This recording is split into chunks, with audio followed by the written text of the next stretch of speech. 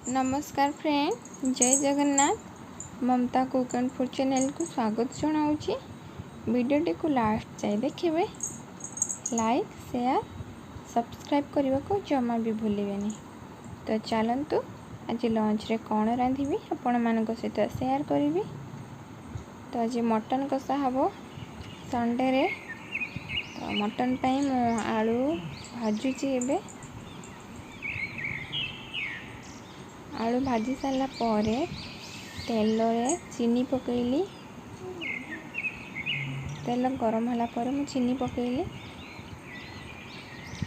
तो चीनी ब्राउन ही आसिलानी। एबे पियाज पकईबी।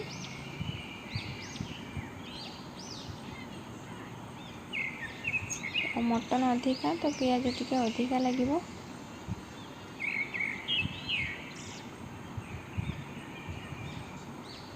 पियाज को ब्राउन होगा जमती भाजीबी।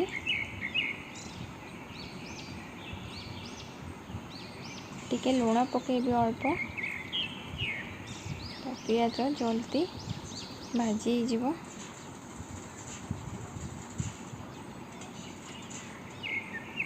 पियाज भाजी गलाने एबे रसुण पकेली।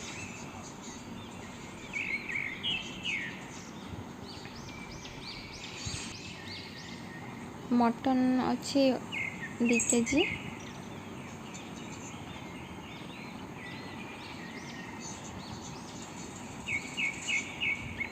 तो पियाज और रसुण को एमती भाजी सारा पर टमाटो दीरे पकेली। एबे अदा पकेली।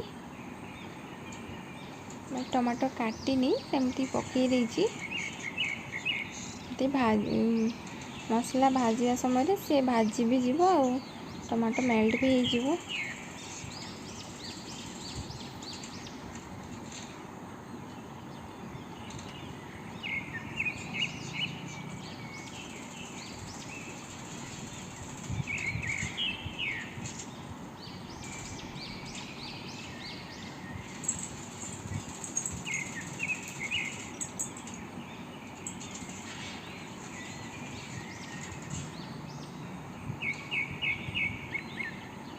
एबे लंका गुंड पकेली।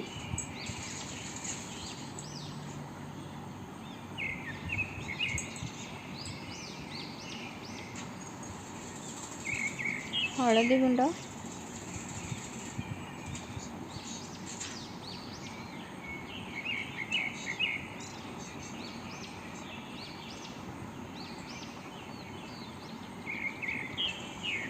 टमाटो को एमती मुझे काटी दूसरी। टमाटो भाजी भी जाइए सीझी भी जाइए।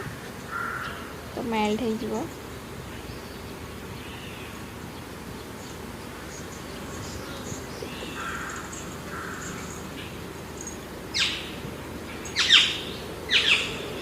मसला कषी भाजी सारा पर मैं पानी देली मसला रे।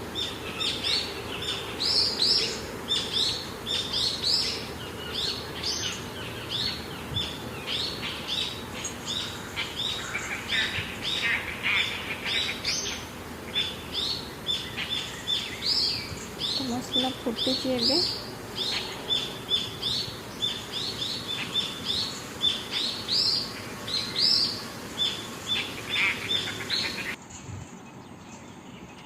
ये मो आलू भाजिकी रखी।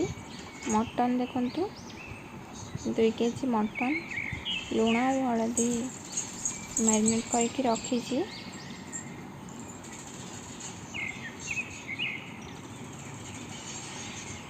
मसला कषी आसलानी। तेल ऊपर को उठिलानी। एबे मु मटन पकेली। मटन रे जी बहुत चर्बी अच्छी।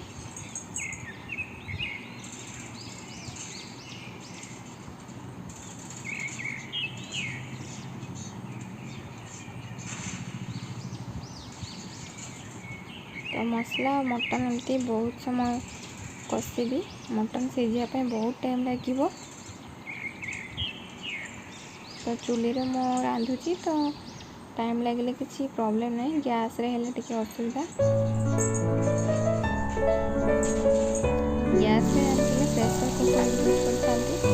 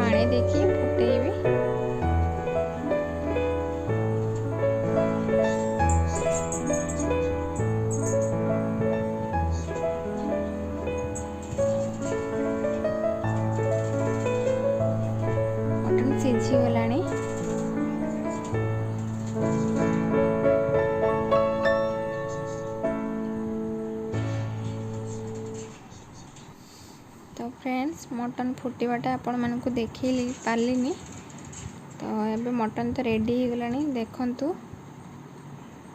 पाखापाखि 1.5 घंटार अपेक्षार फल केते सुंदर देखा मटन भी बहुत भल से सीझी बस चुली रे एमती ढांकुणी दे सीझी प्रेशर यूज करनी।